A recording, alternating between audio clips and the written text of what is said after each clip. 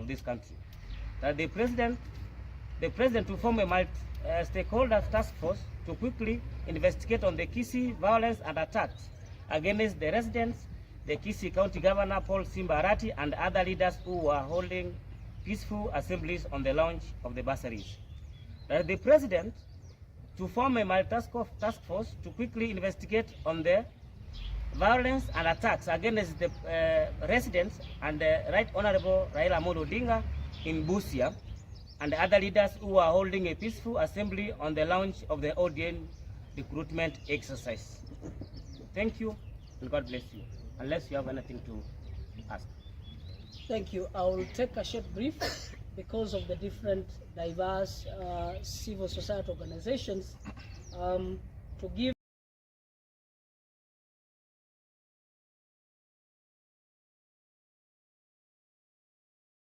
they're supposed to protect life and properties and also to make sure that there's law and order in our country.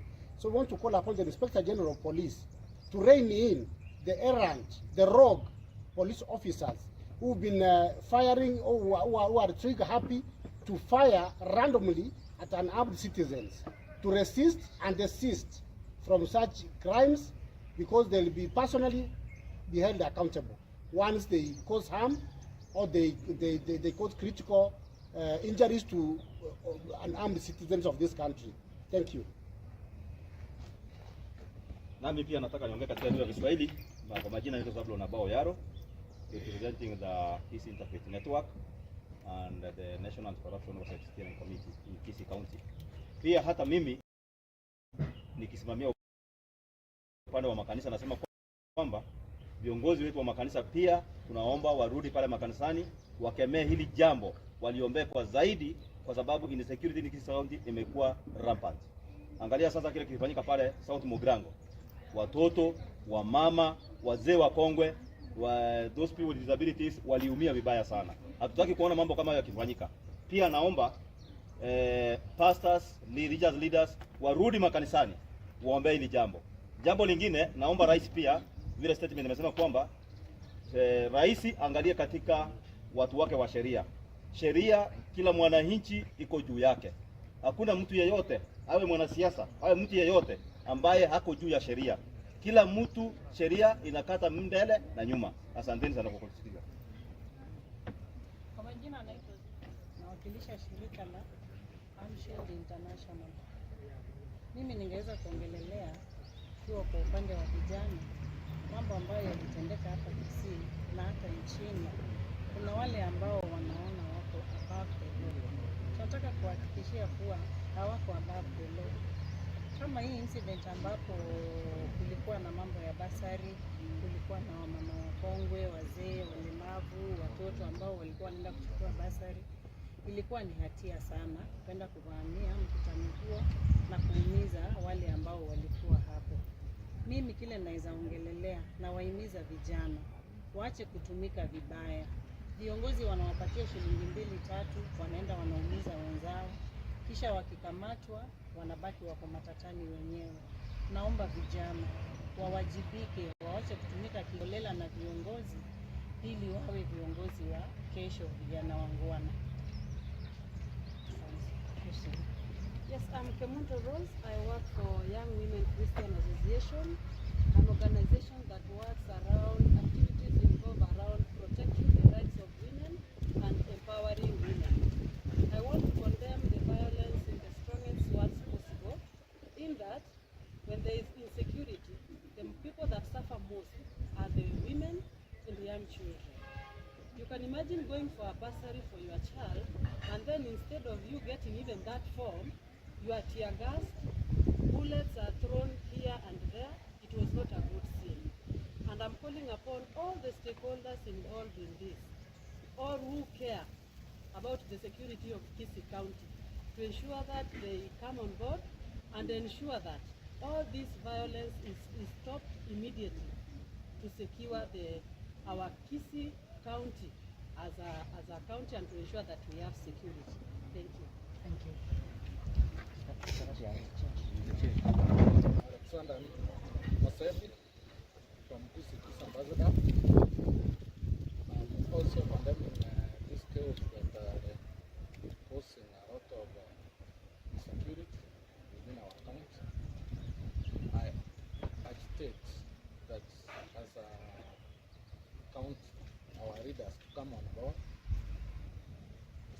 down, have a sitting, agree, and embrace, promote what we call peaceful coexistence. Our message is peace, period. Yes, my name is Henry Omweli, Chairman Amnesty International Kisii. I want to join the rest of the people and the civil society in Kisii to condemn this kind of violence that we are witnessing, which is bad behavior and bad role modeling to our young children. As the Amnesty International, our business is to see everybody enjoy the rights and the space for their rights. It is indeed very bad that Kisii is now being known for bad reasons. For one, there is rampant illicit brew that is happening and is promoting and making our young people some peace. The political class is making sure that the boys are drunk, and therefore they are taking advantage of that state, and therefore they are not following the law, and therefore being misused.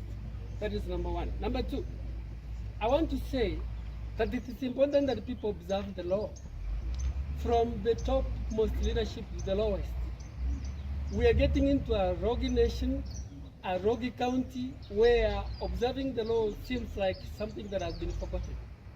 It is important that everybody revises the constitution and realizes that we are in a country where the rule of law is supreme. Three, this county is going back to militia.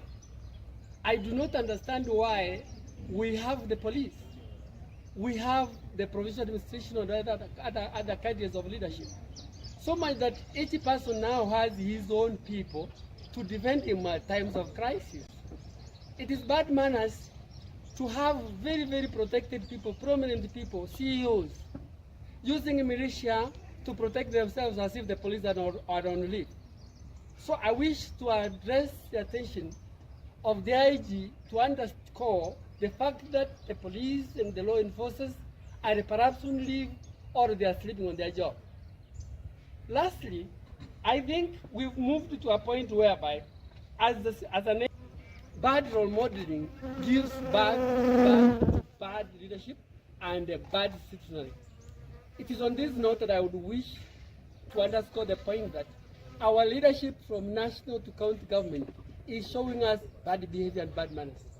And I would wish that everyone desists to have a morally, as Amnesty International and as the Human Rights Commission, we wish to say categorically that we need a peaceful coexistence, a peaceful society, where everyone can be able to have his issues addressed in a court of law, reporting to the police and having the processes followed up. I do not see why somebody to the level of a county CEO really is crying that he can't make a statement, he can't report, the police can't do anything. Where else can the rest of us go if the chief executive of a county is not protected, cannot report, cannot have his issues addressed in court? So where do the rest of the people go? With those very many remarks, I join the rest to castigate and condemn these acts of violence in our county.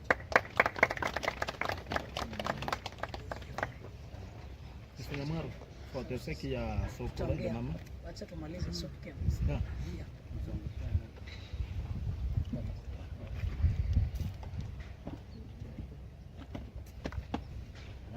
Tukimaliza mtasema CSO viva, nyinyi mtasema viva. HRD viva, mtasema viva. Action. I also join my colleagues to condemn that incident. If you have leadership where security of the people is not guaranteed, then it is as good as having no leadership. My name is Alhaj Ramadan Hussein. I represent the Supreme Council of Kenya Muslims here in Kisii County. Indeed, leaders seem to be forgetting so fast that they are not in those positions forever. There would come a time when you too will come down and you will be an ordinary citizen.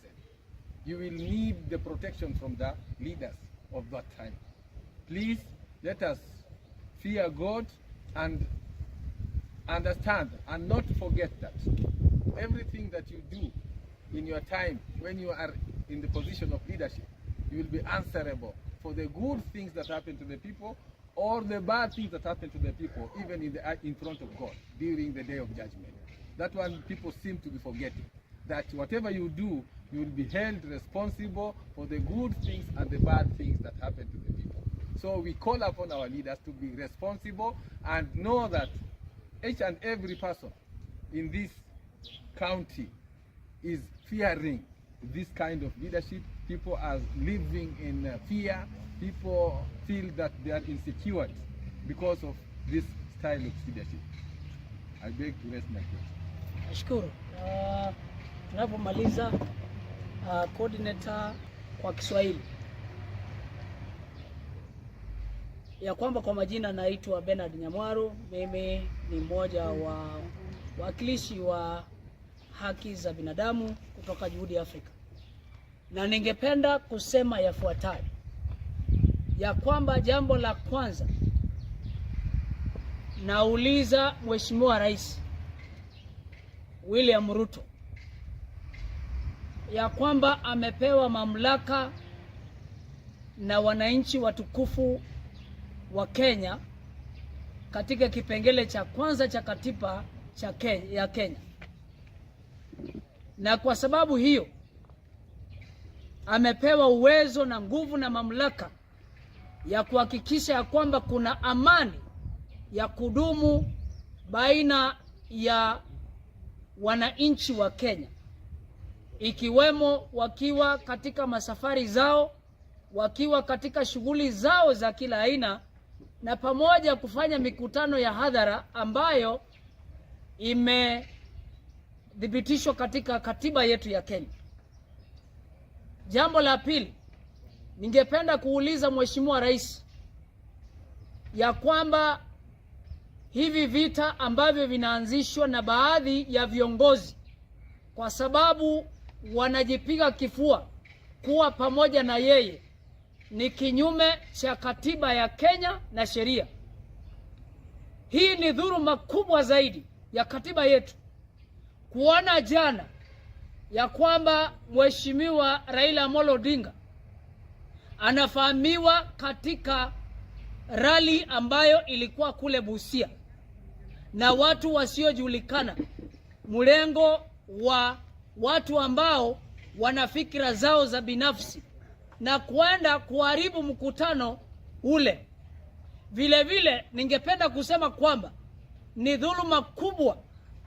Hii ni uvunjaji wa sheria na uchomaji ama kuchoma katiba yetu, kwa sababu kuna baadhi ya viongozi ambao wamebeba hiyo akili yao duni pamoja na uweza na mamlaka ya kuzungumuza ama kuwa katika serikali ya Kenya Kwanza, kudhulumu baadhi ya viongozi wengine.